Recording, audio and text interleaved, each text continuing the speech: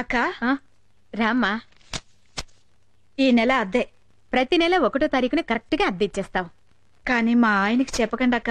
నాకు తెలుసమ్మా, అందుకే మీ ఆయన కనబడ్డ ప్రతిసారి అద్దె అడుగుతూనే ఉంటాను. సరేనా? ఇంతకీ నీకు డబ్బెలా వస్తుందమ్మా? ఇష్టపడి మోజీతో కట్టుకున్న మొగుడి మిషన్ పని చేయట్లేదు, అందుకే కుట్టుకునే మిషన్ నమ్ముకున్నాను. వస్తానక్క.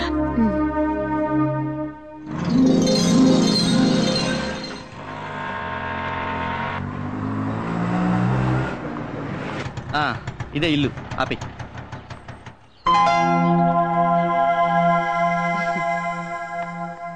రామ్మా పల్లవి, మీకోసమే వెయిట్ చేస్తున్నా. పర్లేదు, ఉంచుకో. రండి. అడ్రస్ ఈజీగా గుర్తుపట్టారమ్మా? మీకు బాగా పాపులారిటీ ఉన్నట్టుందండి. పేరు చెప్పడం ఆలస్యం, లటక్కని తీసుకొచ్చేసాడు. రండి. ఇదేనమ్మా పోర్షన్. ఉదయాన్నే ఇల్లు శుభ్రంగా కడిగించి మీ తరఫున నేనే పాలు పొంగించేశాను.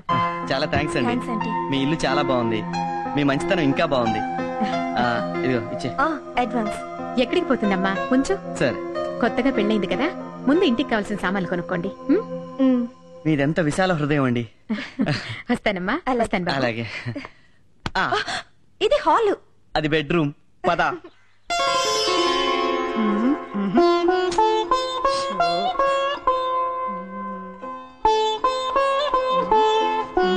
ఏంటక్క ఆలోచిస్తున్నావు? ఏ ముగ్గు వేస్తామని. ఇందులో ఆలోచించడానికి ఏముంది? ఏదో ఒకటి వే. ఏదో ఒకటి వేసే స్వేచ్ఛ నాకెక్కడ ఉందమ్మా. మొన్న నేను చిలక ముగ్గు వేస్తుంటే. ఏంటే ఈ చిలక? అవునండి, ఎలా ఉందండి? చాలా బాగుంది, బ్రహ్మాండంగా ఉంది. ఎవడేమన్నాడు ఈ ముగ్గు నిన్ను? ఎవరు వేయమనలేదండి. ఎవరు వేయమనలేదండి. ఎవరు వేయమనకుండా నేను ఒక్కదాని వేసే ఇండిపెండెంట్ డెసిషన్స్ తీసుకుంటున్నావు అన్నమాట. ఏంటి మాట్లాడమే? సతీ సావిత్రి కట్టింగ్ లేవుక చిలక ముగ్గేసి చిలకలాగా ఎవరితో ఎగిరిపోదాం అనుకున్నావా? మీరు అనేది ఇది చాలా అన్యాయం అక్క. నిన్నటికి నిన్న గులాబీ ముగ్గు వేస్తే సూపర్. గులాబీ పువ్వు బ్రహ్మాండంగా వేసావే. ఎవరు నేర్పాడా నీకు? మా బామ్మ. బామ్మ అంటే మీ అమ్మకి అమ్మన్నమాట. నువ్వు చిన్నప్పుడు ఉగ్గు పాలతోనే నేర్చుకున్నావే మగోడిని ముగ్గులేసి ముగ్గులోకి లాగటం. ఏంటంటే మీరు అనేది? ఏంటా ఈ గులాబీ ముగ్గేసి ఏ జిలేబీ గాడిని ముగ్గులోకి లాగుదాం అనుకున్నావు? ఆయన అంటే ఏంటి? ఆడి పేరు కూడా చెప్పాలి నీకు. పేరు కూడా చెప్పాలి నీకు. నేను తప్పేస్తాను. ఎవడవాడు?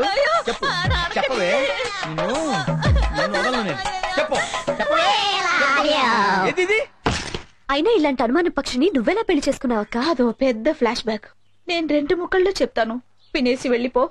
నేను లాల్ బహదూర్ స్టేడియం ఎదురుగా ఎస్టీడీ బూత్ లో పనిచేసేదాన్ని. ఈ పొట్టోడు రోజు క్రికెట్ కిట్ లో పట్టుకుని లోపలికి బయటికి తిరుగుతుండేవాడు. అంతేకాదు అజారుద్దీన్, లక్ష్మణ్ ఇద్దరుతో నవ్వుతూ మాట్లాడేవారు. ఒకసారి ఇండియా పాకిస్తాన్ వన్డే మ్యాచ్ జరిగితే చూడాలని సర్దా వేసి ఇతన్ని టికెట్లు అడిగాను. పెవిలియన్ లో ప్లేయర్స్ పక్కనే ఫ్రీగా కూర్చోబెట్టి కాఫీ టీ కూడా ఇచ్చారు. తర్వాత ఐ లవ్ యూ అన్నారు. ఇతనేదో పొడి చేసే ప్లేయర్ అనుకుని నేను ఐ లవ్ యూ అనేసి పెళ్లి చేసుకున్నా. తర్వాత తెలిసింది ఈడో క్యాంటీన్ లో కాఫీ టీ అమ్ముకునేవాడని. అయ్యో, ఎంతగా మోసపోయావు అక్క. గుడ్ మార్నింగ్ అక్క. Good morning. నా పేరు పల్లవి. నిన్ననే మీ ఎదురింట్లో దిగాం. మీ ఇద్దరి గురించి శ్రీకన్య ఆంటీ చెప్పారు. అలాగా? కొత్తగా పెళ్ళైందమ్మా? అవునక్క. జాగ్రత్త. దేనికక్క? ముగ్గు వేసేటప్పుడు ఏ ముగ్గు మీ ఆయనకి ఇష్టమో ముందు తెలుసుకుని వేయమ్మా. పల్లవి కాఫీ పెట్టాను, వేణీలు కాసాను, పళ్ళ పని కూరగాయలు కూడా వచ్చా. అక్క, మా ఆయన చందు. నమస్కారం అండి. హలో. ఏం బాబు, కాఫీ నువ్వే పడతావా? నేనే పెడతానమ్మా. బాబు, కూరగాయలు కూడా నువ్వే కోస్తావా? వంట కూడా నేనే చేస్తానమ్మా. విన్నావా, వంట కూడా వాడే చేస్తాడంట. వాడ కాదమ్మా, నేను. సారీ. It's okay. ఇందులో అంత ఆశ్చర్యమేముంది? మొగుడు పెళ్ళాలన్నాక ఒకరికొకరు తోడు నీడుగా ఉండాలి. పిలిచారండి? ఏంటే గొంతు చించుకొని పిలుస్తుంటే బయట చేస్తున్నావు నువ్వు? వాకిట్లో ముగ్గేస్తున్నానండి. అంటే లోపల మందు కొడుతున్నాననే కదా నీ అభిప్రాయం? ఏమండి, ముగ్గుకి పెగ్గుకి ఏమన్నా సంబంధం ఉందా? నేను చెప్తున్నాను, నాకు ఈ దరిద్రుడు వద్దని. అయ్యో తప్పునానా, అలా చెప్పకూడదు. మనకు టీవీ నచ్చకపోయినా మార్చుకోవచ్చు, పాలోడు పేపర్ లోడు నచ్చకపోయినా తీసేయొచ్చు, కానీ నచ్చినా నచ్చకపోయినా డాడీని మాత్రం మార్చుకోలేమమ్మా. ఏంటని ఉద్దేశం? ఇండైరెక్ట్ గా నేను కూడా నీకు నచ్చలేదని చెప్తున్నట్టుగా. అయ్యో, ఇండైరెక్ట్ గా చెప్పడం లేదండి. అంటే నేరుగానే చెప్తున్నావు అనమాట. నీకు ఈ మధ్య నోరు పెగులుతుంది. మొగుడంటే లెక్కలేంతనం ఏర్పడింది.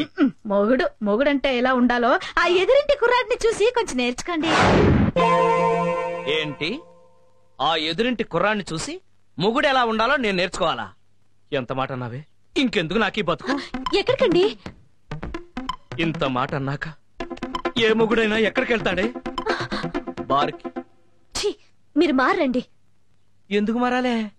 ఎందుకు మారాలి? నేనేమైనా మిడ్ నైట్ మసాలా చూసి నిన్ను సిమ్రాన్ లాగా చీర కట్టమన్నానా? ముంతాజ్ లాగా మిడ్డీలు వేయమన్నానా? కరిష్మా లాగా చరిష్మా లేకపోయినా సరే ఆర్తి అగర్వాల్ లాగా హారేసుకోమని చెప్పాను. అసలు ఏ మగాడికైనా పెళ్ళాం కన్నా ప్రతి ఆడది అందంగా కనిపిస్తుంటే తాళి కట్టిన పాపానికి మేం మిమ్మల్ని భరిస్తుంటే మీరేంటే వాడెవన్నో చూసి హృతిక్ రోషన్ లాగా బాడీ పెంచండి, రజనీకాంత్ లాగా బీడీ కాల్చండి అని ఎందుకేమా మూడ్ ఆఫ్ చేసి మమ్మల్ని హాఫ్ తాగేలాగా చేస్తారు? బారుకి వెళ్ళడానికి భారీ కన్నా భారీ రీజన్ ఏమన్నా కావాలా? అక్కర్లేదు, వెళ్తానా? కర్మ.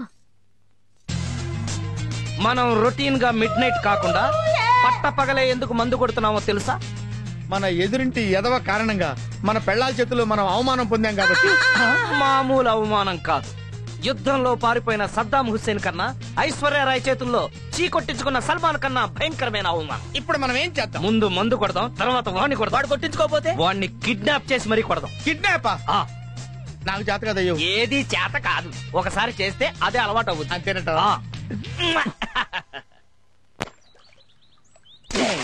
నే కడిగేస్తే తలతలలాడేనండి,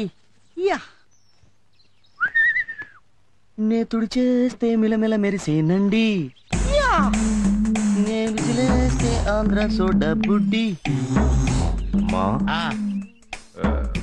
వీడిన చందు అంటే అవునల్డు. తలతల్లాడే నలుపుకి, మిలమిల మెరిసే మెరుపుకి చందు వాషింగ్ సర్వీసెస్. అదా ఏం చేస్తున్నాడు రా? పెళ్ళాం స్కూటీ తుడుచుకుంటున్నాడు.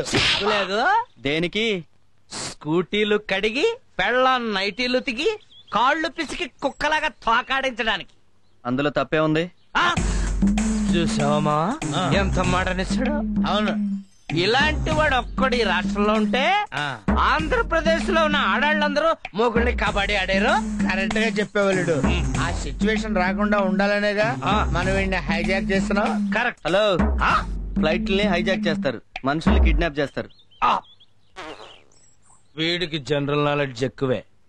వీడిని కిడ్నాప్ చేయాల్సిందే. కుదరదు, నేను వంట చేయాలి. అబ్బా, ఇంత చెప్పినా కూడా వీడు ఇంకా వంట చేస్తానంటున్నాడంటే వీడిని కిడ్నాప్ చేస్తే తప్పే ఉంది. అబ్బా, ఏంటి ఖర్చీపులో ఉన్న మత్తు మందు పెట్టావా? సడన్ గా పడిపోయాడు. 6 నెలల నుంచి ఉతకలేదు.